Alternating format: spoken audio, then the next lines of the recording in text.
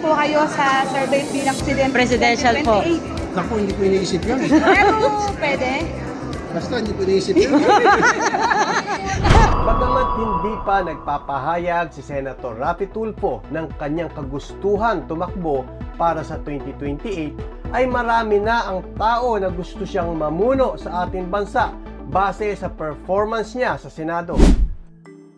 A Pulse Asia survey reveals Senator Raffy Tulfo and Vice President Sara Duterte are the top contenders for the 2028 presidential race.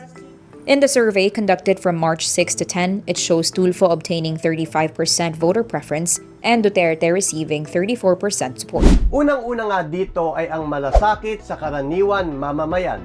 Kilala siya sa pagtutok sa mga isyong direktang nakakaapekto sa mahihirap, manggagawa, OFW at mga inaapi.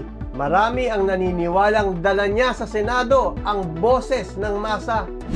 At ang ikalawa, action-oriented na paninilbihan.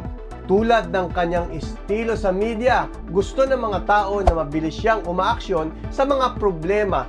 Hindi siya puro salita, may konkretong hakbang at solusyon. Pagtutulak ng makataong batas, suportado siya ng mga politiko dahil sa kanyang kagustuhan ng mga panukalang batas na may kinalaman sa labor rights, child protection at social justice. Tapang at katapatan. Bilang senador, ipinapakita niya ang paninindigan laban sa korupsyon at katiwalian. Hindi siya natatakot na batikusin kahit kapwa politiko. Dali. Mr. Chair. Kung sinabi na walang waras. Mr. Chair, alis na lang ako rito. Hindi ko matiis. Nakikita ko na parang itong mga pulis pinagluloko. I'm sorry, I have to walk out. Ako kaya to. The worst thing na sabihin sa akin, binibibaby ko kayo, ay hindi ko matanggap-tanggap yan. Hindi traditional na politician. Anti-trapo appeal.